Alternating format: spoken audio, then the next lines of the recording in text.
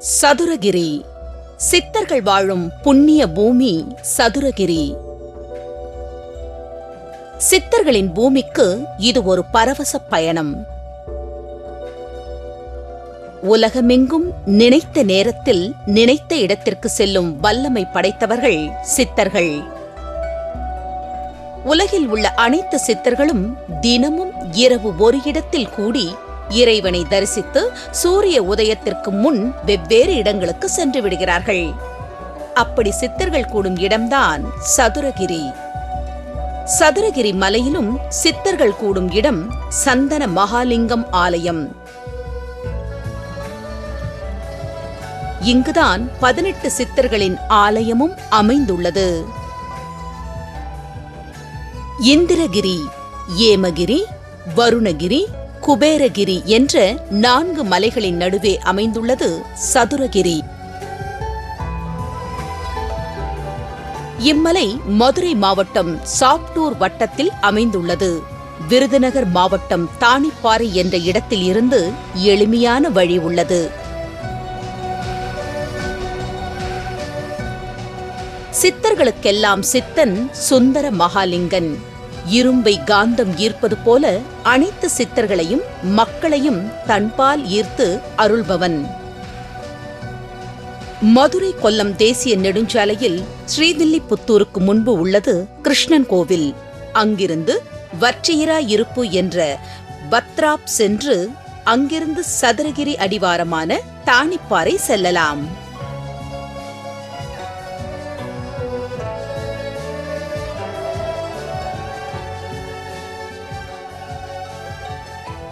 சதுரகிரி மலையின் அடிவாரத்தில் தாணிப்பாறை அமைந்துள்ளது.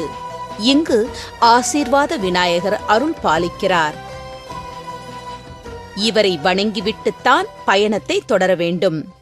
பாரினில் வந்தவன் பரமனின் மகனவன், பணிந்தவர் கண்ணில் காட்சி தருபவனே கணபதி பெருமானே.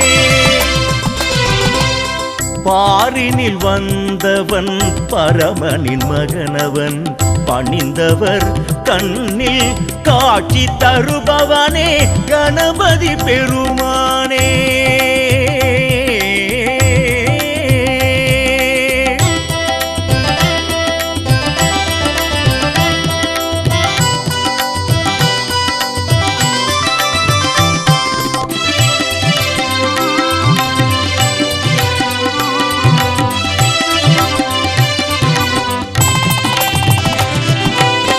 ஐங்கர ஆண்டவன் ஐயம் அகற்றுவான், சங்கரன் மகனவன் சங்கடம் போக்குவான். அடுத்ததாக அமைந்துள்ளது தாணிப்பாறை கருப்பன் கோவில். தாணிப்பாறை கருப்பனே சதுரகிரியின் காவல் தெய்வம். கருப்பனிடம் உத்தரவு பெற்றே வனப்பகுதியில் நுழைய வேண்டும்.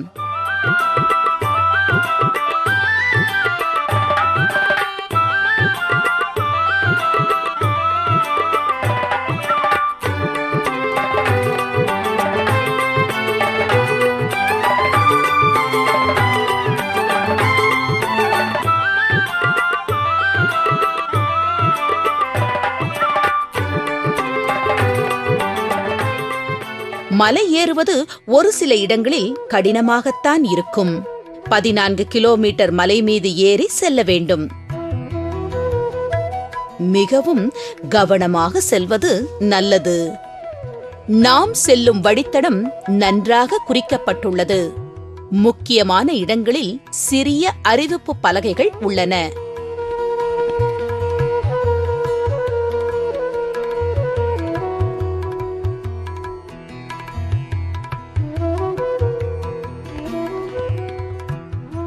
ஸ்ரீ வாயுபுத்திர அனுமன் சஞ்சீவி மலையை லட்சுமணனுக்காக இலங்கைக்கு எடுத்துச் சென்று திரும்பிய போது ஒரு பகுதி முனிவர்களின் தவ வலிமையால் இந்த சதுரகிரியில் விழுந்தது. அதனாலேயே இங்குள்ள மூலிகைகள் மிகுந்த சக்தி உள்ளவையாக உள்ளன.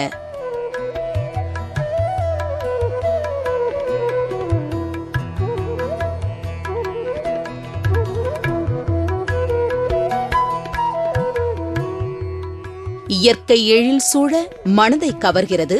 அழகான நீரோடைகள் உள்ளது.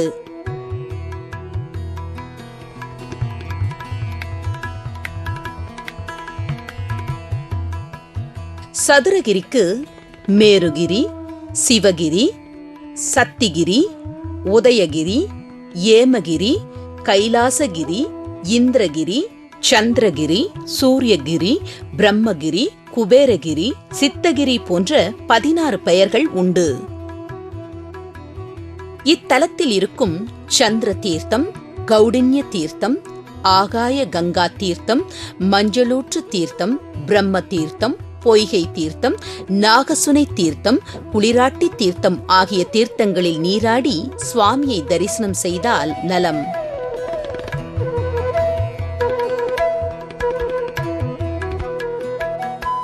வனப்பகுதியின் ஆரம்பத்தில் உள்ளது கோணத் தலைவாசல் பகுதி.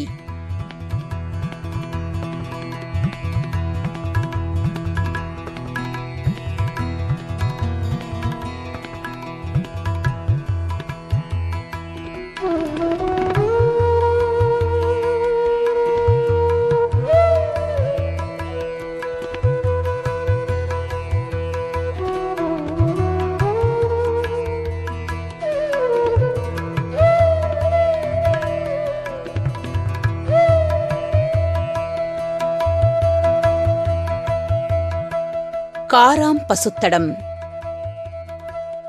காராம் பசுத்தடம் என்பது காமதேனு பூமியில் இறங்கிய காலடித் தடம்.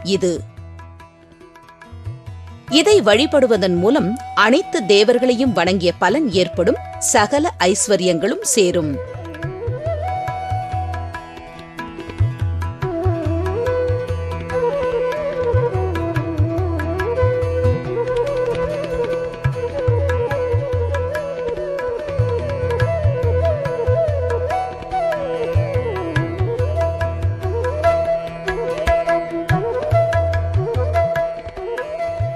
கோராக்கர் குகை. நடந்து வரும் பாதையிலிருந்து சற்று விலகி ஆற்றின் கரையில் பாறைகளுக்கு உள்ளே அமைந்துள்ளது கோராக்கர் குகை. கோராக்க சித்தர் இறைவனை வழிபட்ட இடம் இது.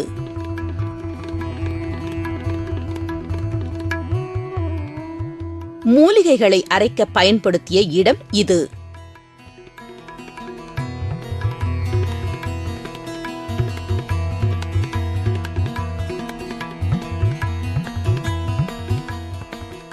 மன நிம்மதியை தரவல்லது இக்குகை.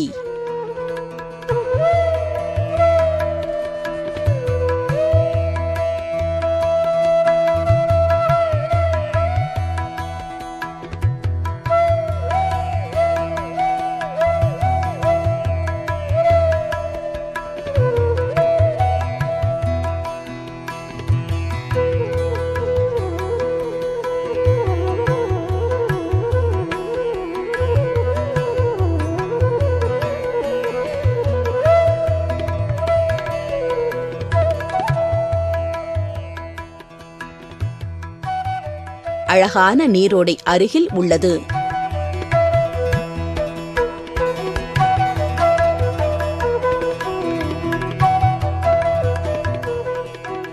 இரட்டை லிங்கம். இந்த இரட்டை லிங்கம் ராமதேவ சித்தர் பூசித்தது. இங்கு அருகில் அமர்ந்து சிவனை தியானித்தால் மரண பயம் நீங்கும். இரட்டை லிங்கமும் மகாலிங்கமும் சுயம்பு லிங்கங்களாகும். 5 லிங்கங்கள் சதுரகிரியில் உள்ளன. இவை 5ம் பஞ்சபூத லிங்கங்கள் எனவும் அழைக்கப்படும். ஆகையால் சதுரகிரி மிக சிறப்பான புண்ணிய ஸ்தலமாகும். இரட்டை லிங்கம் அரி அர்த்தர் வடிவில் இறைவன் சிவபெருமான் அருள் பாலிப்பதாகும். ஆவுடையின்றி சங்கர நாராயணராக சிவபெருமான் அருள் பாலிக்கிறார்.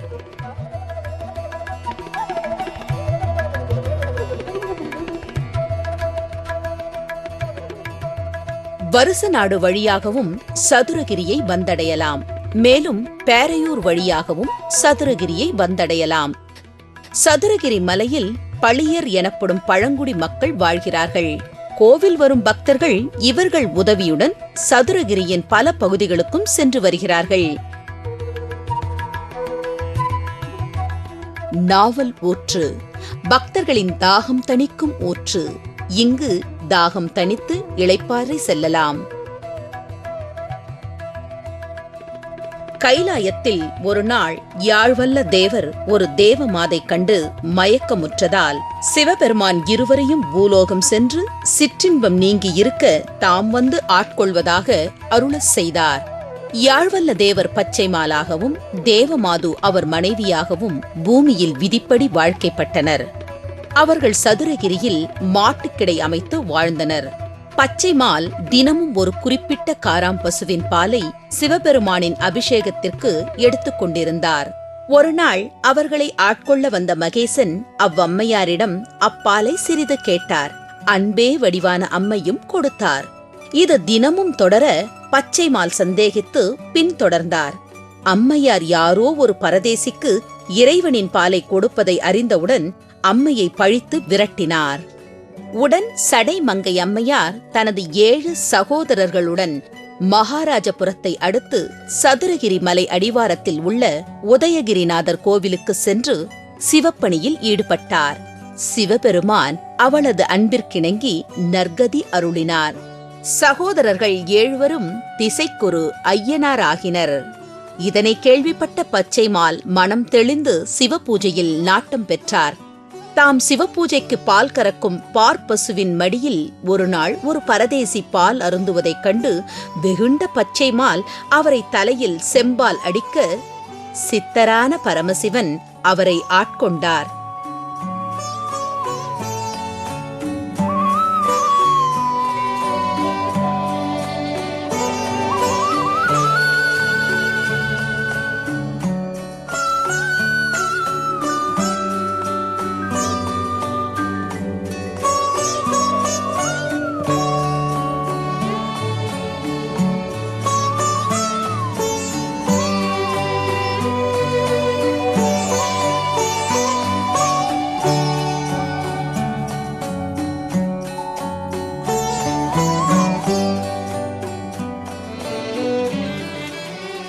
வனதுர்க்கை அடர்ந்த வனப்பகுதியில் உள்ள துர்க்கை.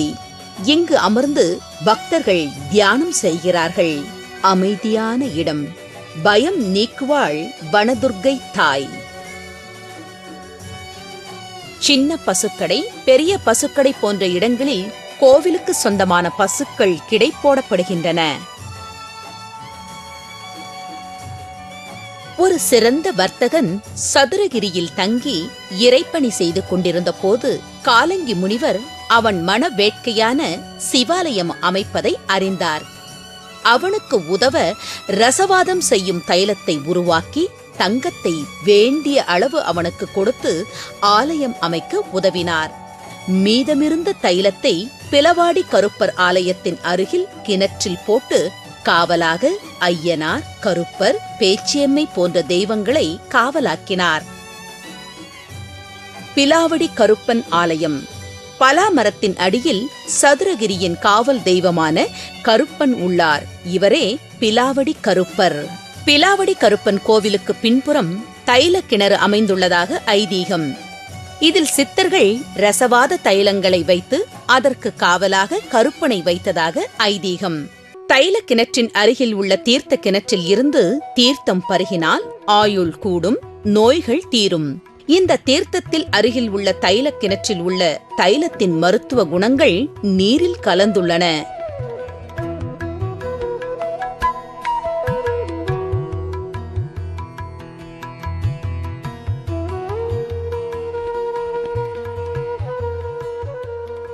சுந்தர மகாலிங்கம் கோவில்.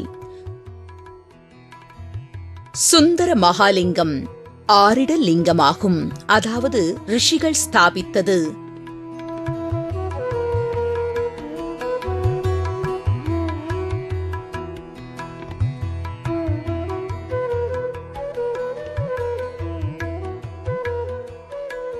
சுந்தரர் கோவிலுக்கு முன்பு உள்ள ஊற்று சிவகங்கை. இந்த ஊற்றில் இருந்தே சுந்தர மகாலிங்கத்திற்கு தினமும் அபிஷேக நீர் எடுக்கப்படுகிறது.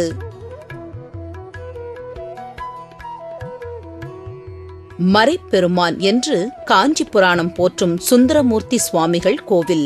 கல்லால மரத்தின் அடியில் இருந்து இறைவனை தியானிக்கும் நிலையில் சந்தன தேவி கோவில் போன்றவை இருப்பதால் இத்தலம் சதுரகிரி என்று பெயர் பெற்றது. சதுரம் மறைதான் என்பது சம்பந்தர் சுவாமிகள் திருவாக்கு. சதுரகிரியில் தங்குவதற்கு ஆனந்தவல்லி மடம், கஞ்சி மடம், சிவசங்கு போன்ற மடங்கள் அதிகம் உள்ளன. கஞ்சி மடத்தில் எந்த நாளிலும் எந்த நேரத்திலும் உணவு கிடைக்கும். பக்தர்கள் தரும் நன்கொடைகள் மூலம் கஞ்சி மடத்தில் அன்னதானம் நடைபெறுகிறது. சுந்தர மகாலிங்க சுவாமி திருக்கோவில் அழகிய சிறிய கோவில்.